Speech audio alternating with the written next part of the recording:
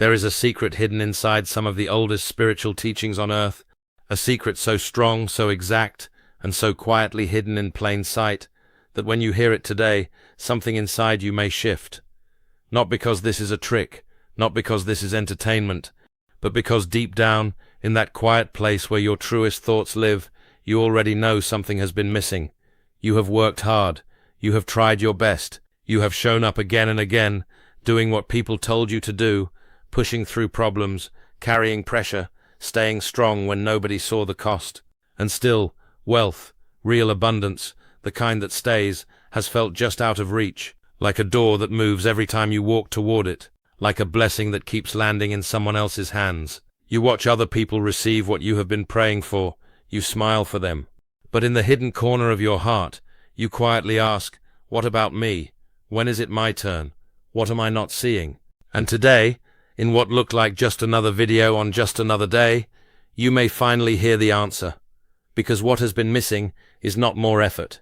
It is not a smarter plan. It is not more hustle, more stress, or more pain. What has been missing is one prayer, one clear prayer, one short prayer that takes less than a minute and carries a message people have held on to for thousands of years. Stay with me, because this part matters. What you hear next could change the way you look at money, blessing, and your own life. Before we go deeper, pause for 1 second and let this land. The shift starts when you decide to receive. In the old tradition behind this message, speaking a thing with full intention is not small. It is a beginning. It is a signal. It is a turning point. The moment you say, I am ready to receive, you stop standing at the edge of your own life as a watcher and step into it as a participant. That matters more than most people think, because many people want change quietly, secretly, almost apologetically. They hope for abundance but still speak the language of fear. They ask for blessing while expecting disappointment. They wish for increase while training their own spirit to brace for less. And that split drains power. So right now, even before the prayer itself, I want you to feel the difference between waiting and opening, between wishing and allowing, between saying maybe one day and saying I am ready now. That is where the door begins to move. And if this already feels different, good, it should. Because this is not just a script to listen to and forget. This is meant to wake something up. Keep listening, because the next part pulls everything together, and you do not want to miss the line where this starts connecting directly to your life. Now let me take you back, past the modern advice, past the books, the trends, the routines, the noise, back to a time when people did not split their spiritual life from their daily survival, back to a world where money, food, work, blessing, protection, and prayer were all seen as part of the same living reality. In ancient Jerusalem, there was a deep belief that provision was not random, that life was not only shaped by markets, power, or luck. There was a word used in Jewish teaching, an old Hebrew word, parnasa. People often translate it as livelihood, but that barely touches the surface. It means more than income, more than salary, more than paying the bills.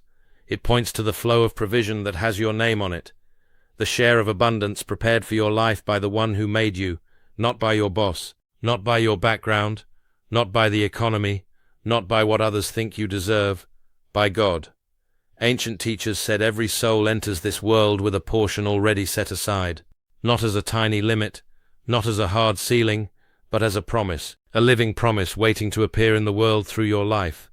And here is where it gets powerful. They also taught that while the portion exists, the speed of its arrival, the openness of the channel, the way it shows up in real life, can change. That part is responsive, that part moves, and what moves it? Prayer, focused prayer, honest prayer, intentional prayer. Think about this. If your portion is real, then maybe the issue has not been that nothing exists for you. Maybe the issue has been the channel. Maybe what belongs to you is not missing. Maybe it has been delayed, crowded, narrowed, blocked by fear, pain, tired words, old shame, and quiet agreements with lack that you made without even noticing. That idea is not new. Ancient teachers spoke about it with stunning clarity. They described spiritual blockage as something that forms when a person starts believing the opposite of their promise. When they begin saying, "This is just how life is for me. I never catch a break. Money leaves as fast as it comes. Maybe abundance is for other people." Those words do not just describe pain. Over time, they shape expectation, and expectation shapes posture, and posture affects what you notice, what you attempt, what you reject, what you run from, and what you no longer believe is possible. So the problem is not always that heaven has gone silent. Sometimes the promise is still there, still active, still written, but the inner channel has narrowed. That is why this prayer matters.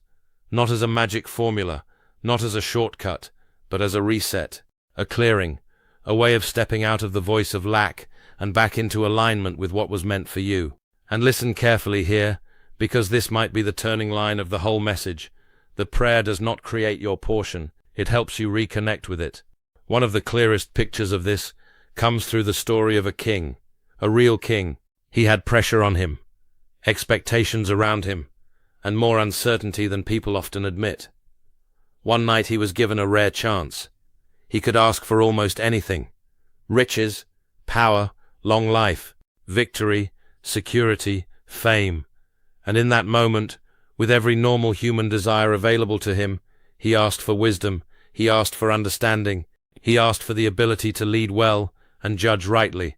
That choice changed everything, because the answer he received was bigger than the prayer itself. He was told, in effect, that because he asked from alignment instead of greed, because he asked from purpose instead of panic, he would receive not only the wisdom he wanted, but also the wealth and honor he did not directly ask for. That is the pattern. And this is where many people miss the point. The power was not in fancy words. It was not in length. It was not in sounding spiritual. It was in the heart behind the ask. The request was clean. It was clear. It came from humility, trust, and right order. That matters more than performance. So if you have spent years trying to force wealth through anxiety, maybe this is your invitation to stop fighting like someone abandoned and start praying like someone whose portion already exists. Stay with that thought, because once you feel the difference between begging from fear and aligning with promise, you cannot unfeel it. There is another word from that same tradition that matters here, and this word may be the missing piece for many people. The word is kavana.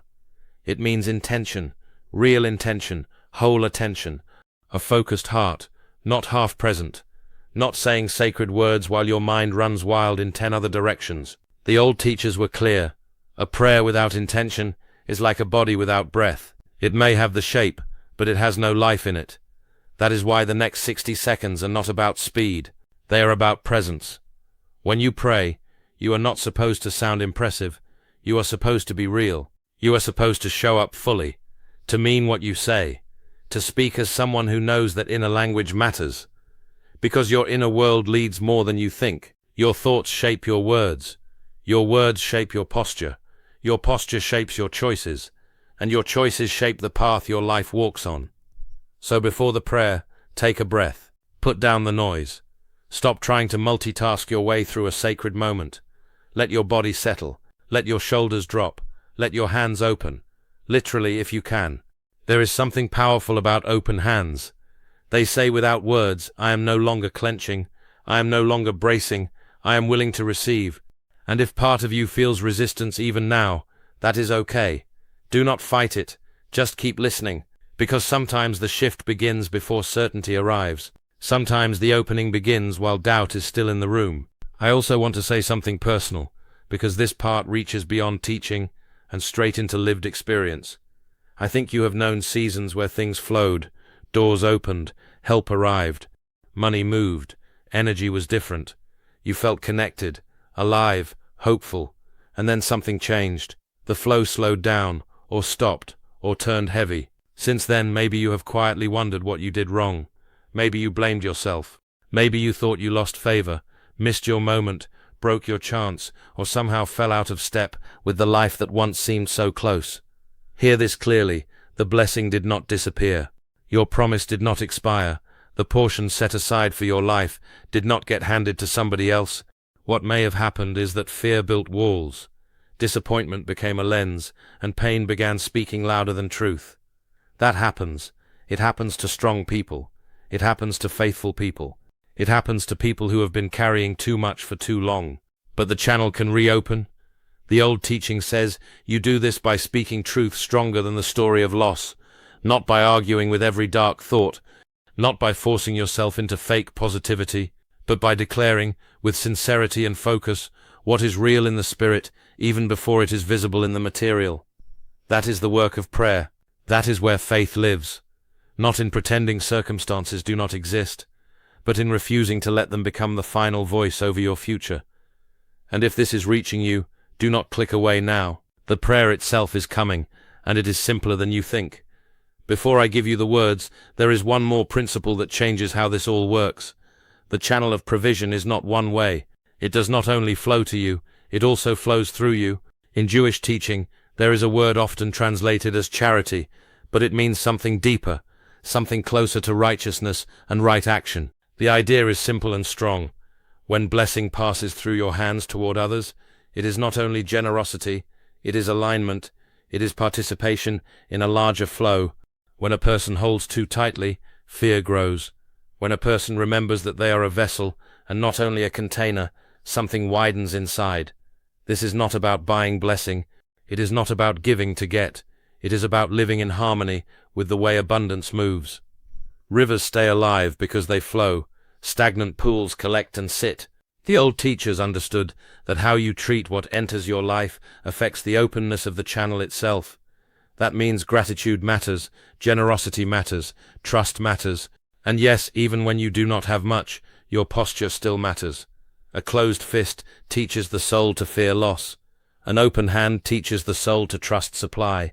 So as you pray, do not only think, let more come in, also think, make me a good vessel. Let what reaches me bless others too. That keeps the flow alive. That keeps the prayer honest. And now, if you are still with me, this is the moment. Sit up straight. Breathe slowly. Open your hands. Let the noise fall back. Here are the words. Blessed are you, Lord our God, King of the universe, who feeds the whole world with goodness, with grace, with kindness, and with compassion. You give bread to all people, and your kindness lasts forever. In your great goodness we have not lacked, and may we never lack nourishment for the sake of your great name. For you feed and sustain all, you do good to all, and you prepare food and provision for every creature you created. Blessed are you, God, who nourishes all. May the merciful one bless me, and all that belongs to me, as our fathers Abraham, Isaac, and Jacob were blessed in everything, through everything, and with everything. In that same way, may God bless me fully and completely. Amen. May God bless me and protect me. May God shine his face on me and be gracious to me. May God turn his face toward me and give me peace, abundance, favor, and the full measure of every promise written over my life before I was born. If you cannot say it out loud, speak it inside with full force. Let every line land. Let every word move through you. This is not about performance. It is about contact, presence, alignment. If you felt something shift while hearing that, do not rush past it. Stay there for a second. Let the words settle deep. This is where many people feel the lock begin to turn. What happened in that moment, if you were truly present, was more than reciting beautiful language. It was an opening. The old teachers described real prayer as a meeting point between the soul and its source, a moment when the part of you that has been tired, braced, worried, and waiting finally stops running in circles and faces the one place from which true supply comes. And in that meeting something becomes clear. You realize you were never asking an empty sky. You were never speaking into nothing. The portion was there. The channel just needed your focused return. But now comes the part most people miss. They pray once, feel peace for a moment, then walk back into the same mental patterns that kept them bound. The same scarcity talk, the same fear-led decisions, the same private script of not enough. Then they wonder why nothing changed. But something did change. The prayer opened the door. The problem is that they did not keep walking in that direction. Because provision is not usually a single dramatic event. It is a flow, and a flow asks for an open path. That is why this prayer is meant to be daily.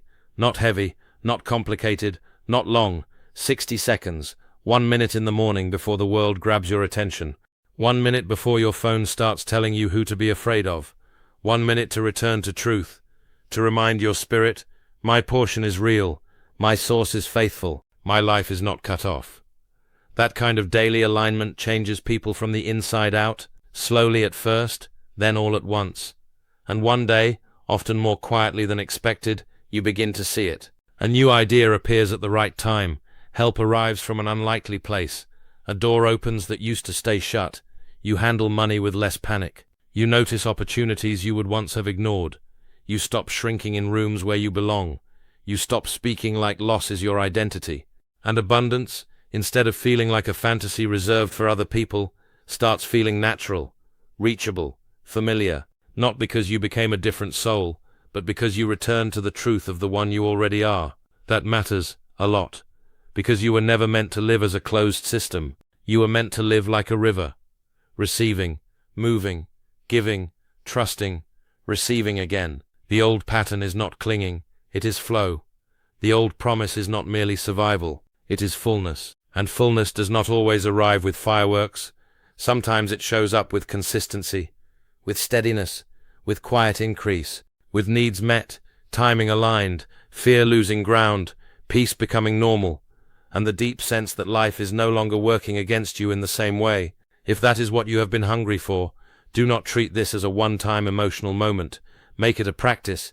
Let this prayer become part of your rhythm. Let it train your inner life toward trust. Let it replace the old script. Let it become the line you return to when fear starts speaking too loudly. Because the voice you repeat most becomes the atmosphere you live in. So when this ends, do not just move on, say the prayer once more. Right away, slowly, then say it again tomorrow morning before your feet touch the floor. Give 1 minute to your spirit before giving your attention to the world. Open your hands, breathe deeply, speak from the place inside you that is still willing to believe, and then walk into your day as someone whose portion is real, whose blessing is written, and whose future is not controlled only by visible circumstances. If this message touched something alive in you, hold on to it. Share it if you want. Someone else may be sitting in the same silent exhaustion, wondering if there is still anything left for them. Let them hear this too. And remember one last thing. As abundance begins to move, keep your hand open, keep your heart soft. Let blessing move through you, not only to you. Stay a river, stay aligned, stay grateful, stay honest. Because the promise is not that heaven is reluctant and must be pushed. The promise is that provision already exists, and prayer helps you come into agreement with it. That is your inheritance, that is your portion. That is the life waiting on the other side of 60 honest seconds given with full intention. So say it again, mean it this time even more, and let your whole spirit declare, without fear and without apology, I am ready to receive.